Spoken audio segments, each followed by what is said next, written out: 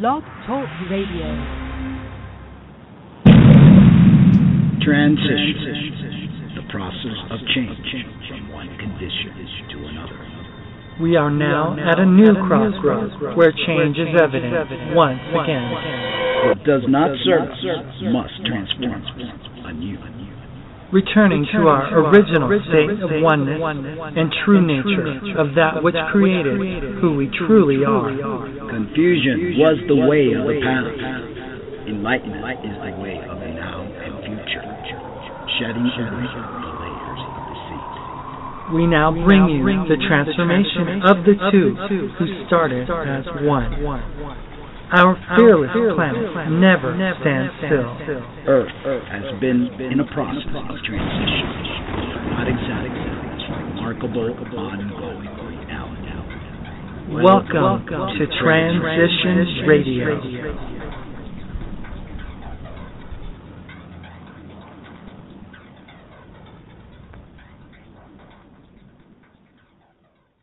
Well, hello and welcome. My name is Mark Angelo Cummings, your host.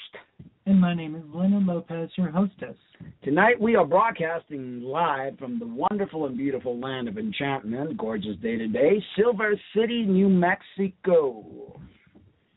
Wanted to thank our sponsors at thebreastformstore.com.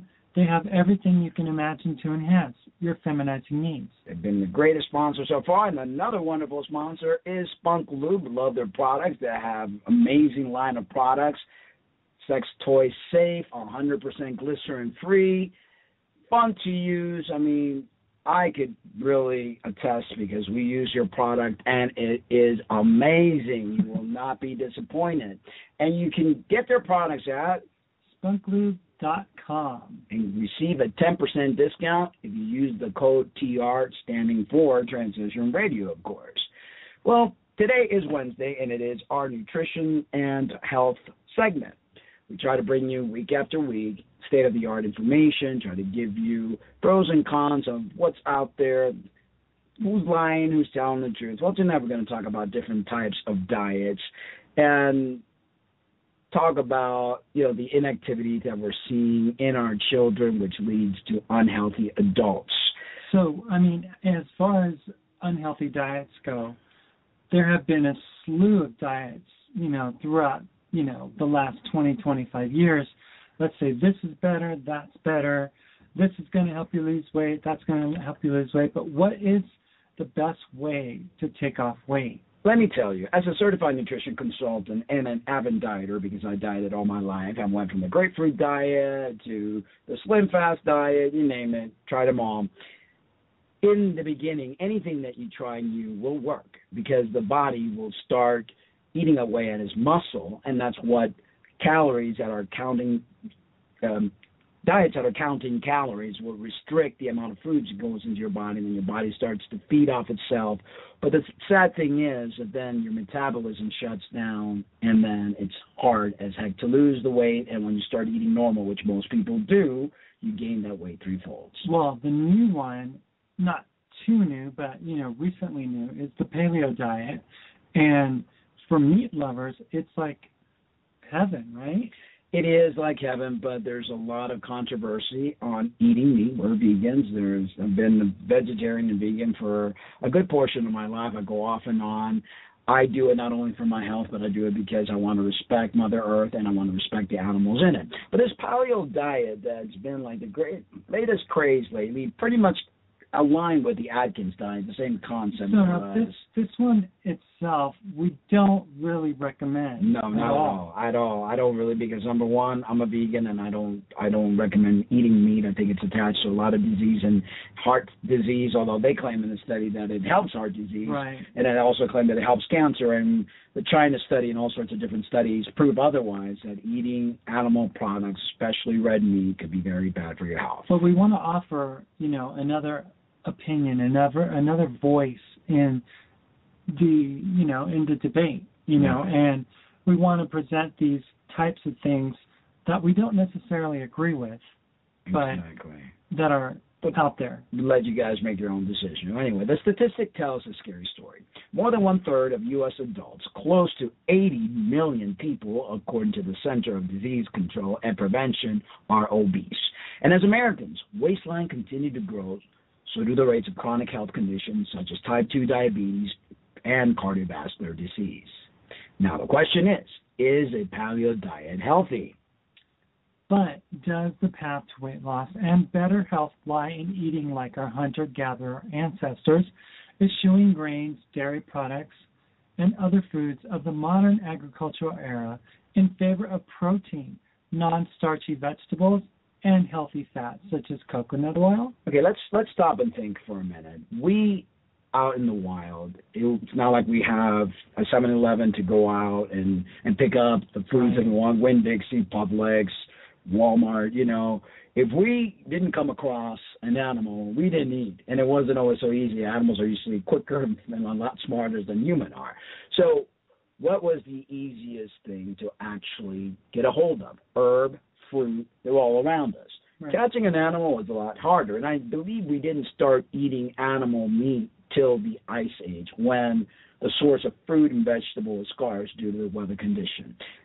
They're telling us here our hunter-gatherer ancestors, that didn't happen until a lot later. And they also claim that because of man eating meat, their brain got bigger. Well, that's a load of crapola. I mean, there's a lot of research that claims that's not true. I mean, our brains just, as we evolved, it had nothing to do with actually, when you eat meat, what do you want to do is sleep. Right. Really get lethargic, yes. Yeah. That's what advocates of a paleo diet say. Government health experts in Washington, though, seem to disagree. The latest dietary guidelines from the U.S. Agriculture Department encourage Americans to consume whole grains. I hope not GMO, right? And dairy products, which cause lots of mucus and other things, on a daily basis, and to avoid foods high in fat, like almonds. Right. The only thing I do agree with them here is avoid foods in high in fat, and because our bodies really should only get 10% of the intake of foods that come from fat.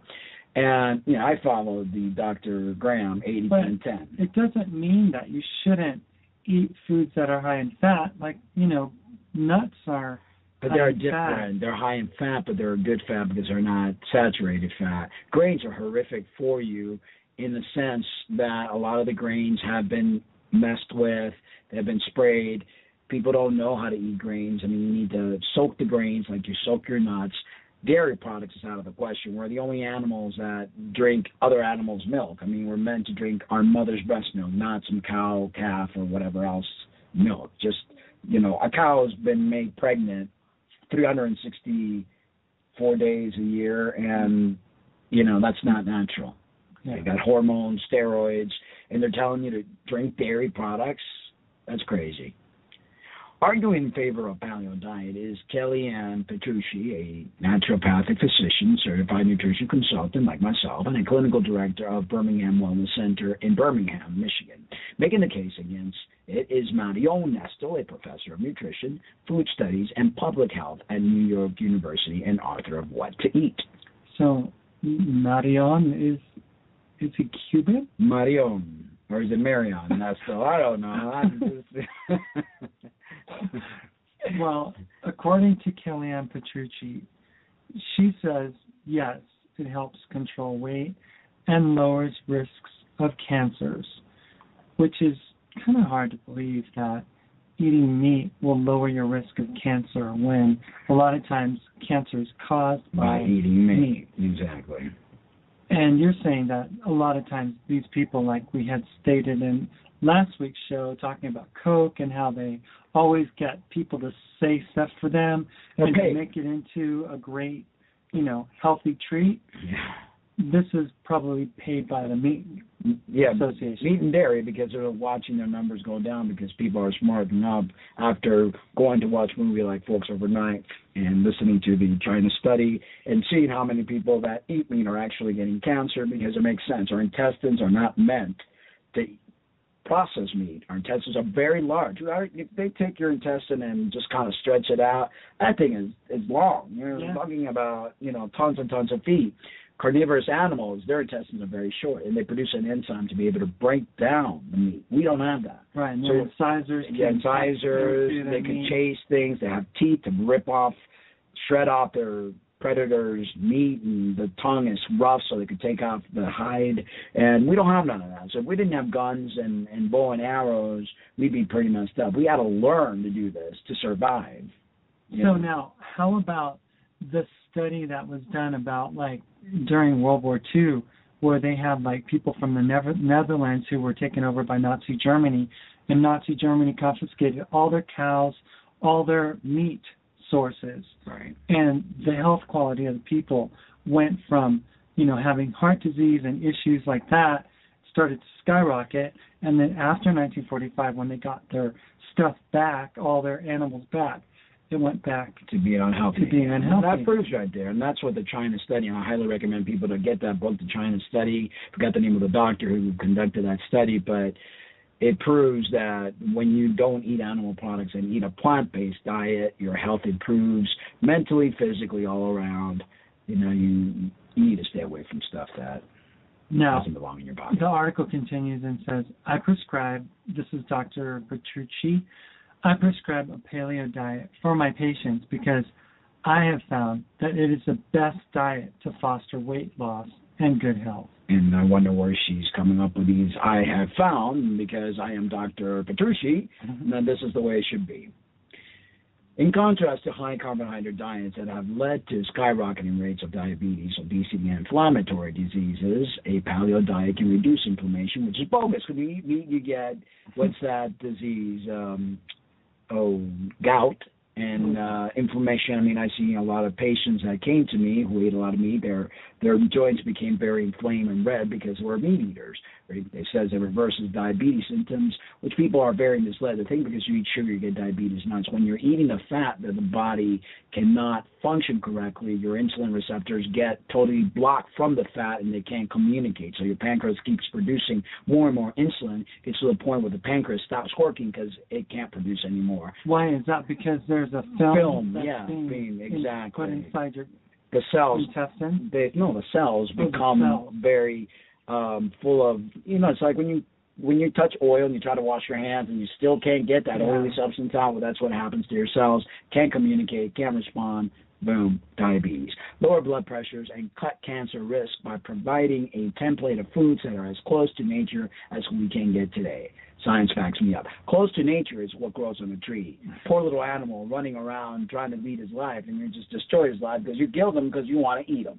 That's not close to nature. We're not meant to eat animal products, people. And then we don't not only just eat them, we have to cook it first, which is what other animals in nature don't do.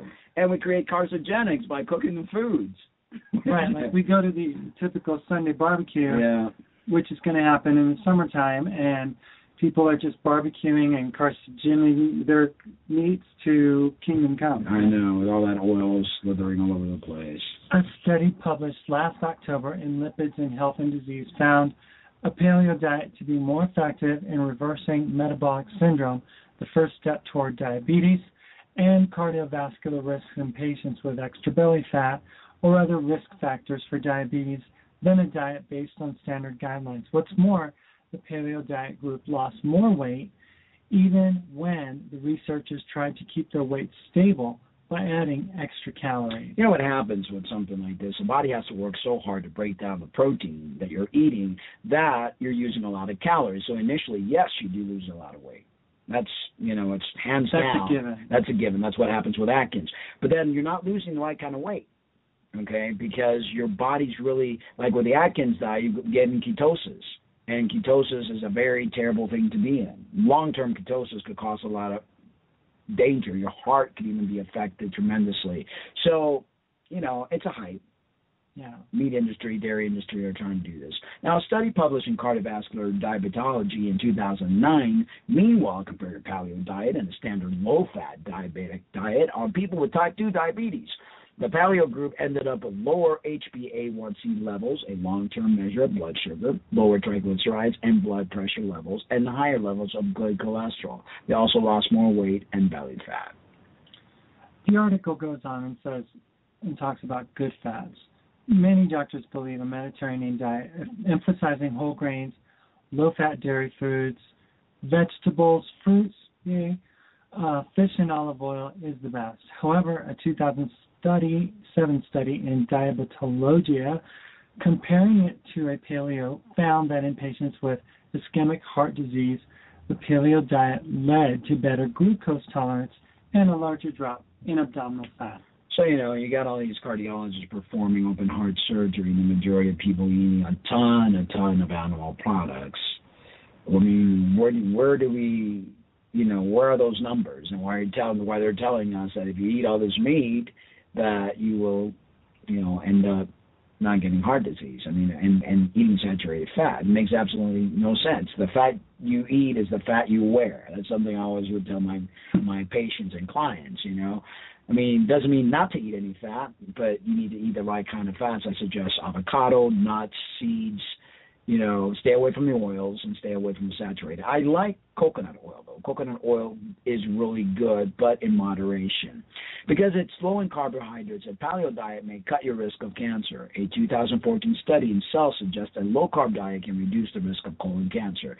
People, carbs are not the enemy. You just need to learn how to eat the right kind of carbs. We're not talking about eating your Twinkies, and we're not talking about eating your pretzels and popcorn and breads. I'm talking about eating fruits and vegetables, potatoes, brown rice.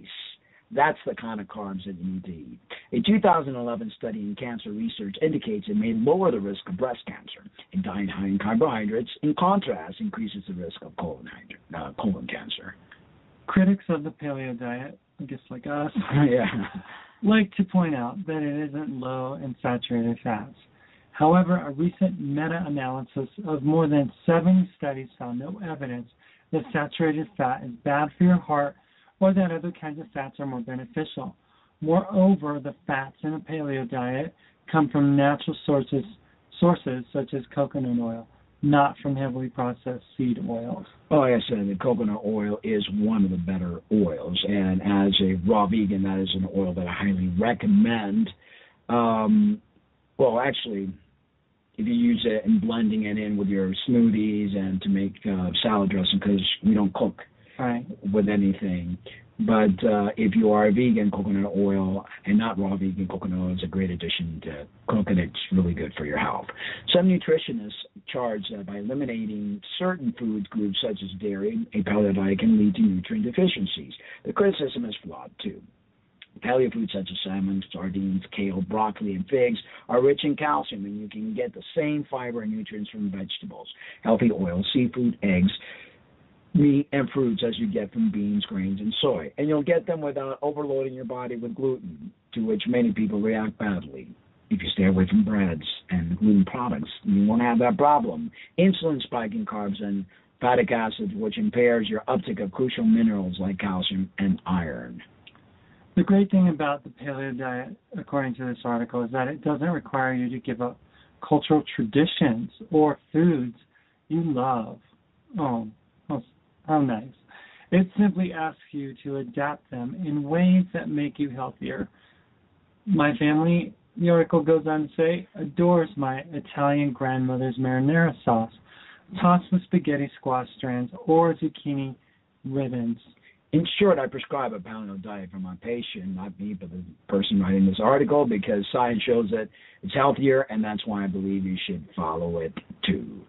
I say do not if you want to stay away from cancer and eventually all sorts of other issues, because our human body's not meant to eat or digest meat. So you're saying that you might not live longer if you do the paleo diet? Exactly. And I've seen a lot of people going from the paleo diet who have switched to the raw vegan diet and are much happier. So this next article is talking about living longer by what? Eating less. Wow, what a concept. Well, there's the lifeologists or whatever, people that do all natural stuff and eat less and things of that nature and do live a longer life. That's crazy. I mean, that you can eat less and live longer. That just doesn't make sense. When you're putting your body through less metabolic strain, and your cells aren't being wasted as much, because every time you eat, it puts a lot of strain in your body. Digestion is one of the heaviest loads your body has to deal with.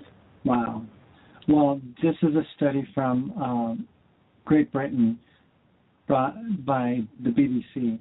And BBC scientist Matthew Mosley says that regular fasting holds the secret to living to a ripe old age. He said the bottom line is that calorie restriction is the only thing that's ever really been shown to prolong life. In a New Horizon documentary, Dr. Mosley, 55, a qualified doctor who has become the face of popular science on BBC, reveals compelling evidence about surprising new key to healthy longevity. And that is to simply cut down on the amount we eat forever. Earlier this year, he challenged Britain's gym culture by showing that small bursts of intense exercise is just as effective as pounding the treadmill 3 times a week. Moving on from that, he wanted to see how science can help people stay fit for longer and looked to a 101-year-old marathon runner, Fauja Singh, for answers. Yeah, that small burst of exercise, like interval training, is very good. Actually, exercising 2 or 3 times in a day from, like interval training like that is very helpful.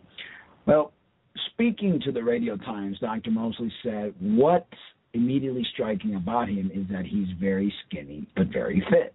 He's 5 feet 8 inches and weighs just over 8 stones, which is, I think, something like 9 pounds equivalent per stone or something. I lived in England. I knew that. I forgot already. He eats a calorie-light vegetable and plant-based diet that still sustains him. And notice they talk about vegetable and plant-based, nothing about meat, and still sustains him for his physical activity. Eating relatively low amounts is a good thing. So imagine you're eating meat, which takes a lot longer to digest. Your body has to work really hard. That's why you're aging. That's why you're getting sick. At least with, the plant-based is a lot easier. Japan's Okinawa population are one of a number of communities across the world which follow low-calorie diets and live far longer than the global average. Tests on animals, including fish, rodents, and dogs, have shown that calorie restriction seemingly increases both their average and maximum lifespan. Dr. Mosley said, ultimately, aging is a product of high metabolic rate, which in turn increases the number of free radicals we consume. If you stress the body out by restricting calorie or fasting, this seems to cause it to adapt and slow down the metabolism, and it's a version of what doesn't kill you makes you stronger. As part of his research for the program, Dr. Mosley visited a devotee of calorie restriction in the USA. He told the magazine, quote, for 10 years he's lived on 1,600 calories a day, almost 1,000 less than the daily recommended requirement for adult males, and at 5'9", he weighs 9.5 stone. He was originally 13 stone. And I love the way they try to create these charts. You should eat this for this and such height and whatever. Everybody's an individual. Everybody shouldn't follow a cookie-cutter diet or a regimen, because your body, you need to listen to your body. Anyway, he's in great shape. He has a low body fat composition, and his arteries are pristine, unlike the meat eaters that he's done. It was a compelling example of the way calorie restriction can improve overall health. Dr. Mosley has also discovered that occasional fasting can offer some of the benefits of permanent calorie restriction. A lot of, like, the Egyptians and in biblical times, there was a lot of fasting that took place. Right. Fasting heals your body. Right. This centers around the hormone IGF-1, which is similar to insulin and plays an important role in childhood growth. Low levels stunt growth, while high levels contribute to cancer and aging. Studies have shown that IGF-1 can be restricted in adults by fasting, as long as the amount of protein eaten is cut at the same time. Notice that if you eat the protein, the IGF-1, creates a problem. For the program, Dr. Mosley fasted for 3.5 days and said he learned that he could control his hunger and that eating was often more because of habit rather than actual need. Previous research has shown that cutting calorie intake by around 60% while maintaining vitamins, minerals, and other essential nutrients can prolong life by up to 40%. It is also thought to slash the risk of developing cancer, heart disease, diabetes, and stroke, while staving off age-related degeneration of the brain and nervous system. And we're seeing a lot of, problem due to what we're eating. Our nervous system's getting affected. A lot of Alzheimer's kicks in. I mean, you're looking at people getting strokes, heart attacks. Food is really doing a number on us. An extra low-calorie diet is believed to reduce the damage to cells caused by compounds known as free radicals. These compounds have been linked to heart disease, cancer, and Alzheimer's disease, but can be neutralized by the antioxidants found in healthy food. Now, eating fruits and vegetables does not produce this free radical. It's when you eat the grains and when you eat the meats and the dairy. Lots of free radicals. Well, talking about that and how it has affected overall health over a long period of time, there's a study out of Great Britain again that was done on kids from the ages of 10 to now they're 42, right, where they have found out that these inactive kids, since they grew up in this Atari generation that started with the whole video game thing, they become couch potatoes in their adult life. Oh, of course. Age. Old habits die hard. Researchers compared the TV viewing habits of more than 6,000 British people. So this is a pretty substantial study. Right. Born in a single week in 1970 at the ages of 10 and 42. Parents should increase children's physical activity to ensure they become fit and healthy adults, University College London authors conclude. Do something active to displace TV, advised co-author Lee Smith. Well, when we watch TV, not only is it inactive, that the inactivity makes us, really sick, but you watch TV, they're constantly throwing these commercials that make you want to crave more food, and I highly believe that TV has dangerous rays that harms our eyesight, our brain, and our health and overall. Well, in the evening time, when families tend to sit down and watch TV, they should instead go for long walks. And if you can't go outside, try active computer games like Wii. It's something that I used to use with my patients that keeps them very active when they can't really do a lot of stuff outside. Anything that gets people up and expending energy rather than sitting down and snacking, said Dr. Smith of the UCL Epidemiology and Public Health Department. The authors acknowledge that for today's children, TV viewing is often replaced by time on computers, smartphones, or tablets, but Dr. Smith stressed the issues are the same, that computers and phones are just a different way of sitting down and relaxing, and parents need to encourage children to be more active. I remember back in the day we used to play outside all the time. We didn't have any computer games. We played. We ran. Kids were not fat. The fat kid was the odd kid. Nowadays, the skinny kid is the odd kid. The study draws a British cohort study which gathers information on the economic circumstances, health, physical, educational, and social development of people born in England, Scotland, and Wales in 1970. When they were 10, their parents were asked how often their children watched TV and played sport. Their height and weight were recorded, as were their parents' occupations. At age 42, they were asked how much time they spent watching TV and on a range of physical activities and sports. They were also asked to assess their health and weight. The study shows that the children who watched a lot of TV aged 10 were 42% more likely to spend more than 3 hours a day in front of the screen as adults than those who watched relatively little television in childhood. The 42-year-olds who watched TV for at least 3 hours a day were more likely to be in only fair or poor health and to rate themselves as either overweight or obese. Talking about manual jobs.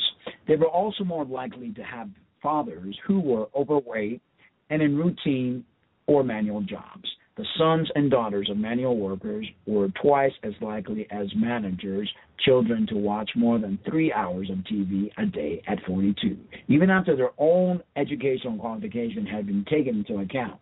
Outdoor play is best, says the author, but they acknowledge it is not always possible. Parents who are manual workers are more likely to be physically active at work and may compensate for this by spending more time sitting down during their leisure hours, popping a beer or whatever.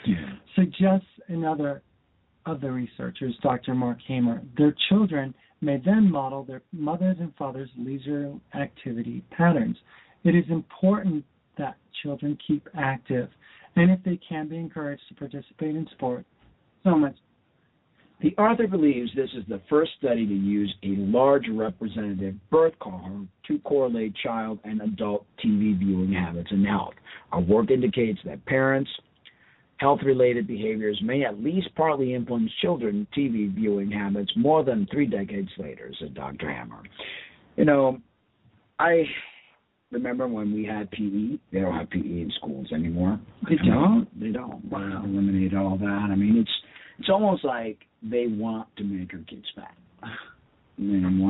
Kids nowadays have adult diseases, which is crazy. And the reason is they're eating all this processed food. They're not working out. They're not doing anything active.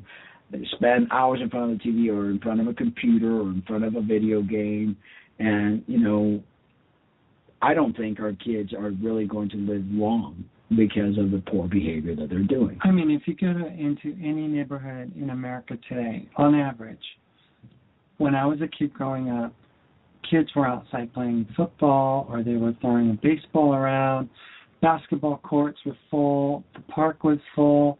There were kids doing stuff. And now the only way that kids participate in any physical activity is if their parents take them to the gym, or they're part of some, organized sports league, right. And money is involved. And, it's no longer like the kid's choice anymore. It's like the parents' choice for them to be, like in Minnesota, a hockey player, right. And it's really sad because kids can't be kids. Right, and I know that we used to love to play outside. We couldn't wait to get home from school, get our homework out of the way, go out and ride our bicycles, play hopscotch and all sorts of different things, hide and go seek, you name it. What was that, dodgeball, where you threw the ball at each other, tag.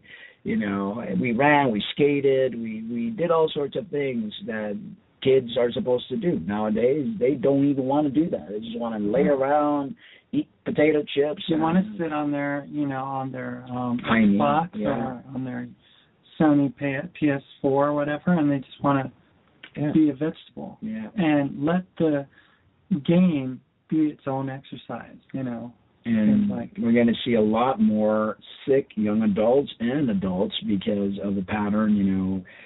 People don't walk anymore. They ride their cars everywhere. They sit in front of a computer for 8 hours with artificial lights. They don't get any sun. And wondering why we're sick. We need to eat foods that grow on trees, that come from the ground. We need to walk, breathe fresh air, get plenty of sunshine to get your vitamin D, get away from these sick buildings, get away from the computers, put your iPhones down and really learn to live life and be happy, because that's all we got. Anyway, guys, this Friday we've got Quinn Oliver. He is a musician who, as a matter of fact, is an FTM. Looking forward to interview him and get you guys to listen to his music. It's a folk indie type style music, so I'm sure you guys will enjoy that. Anyway, if you can't live your truth, it's just not worth living. Good night, folks. Good night. Take care.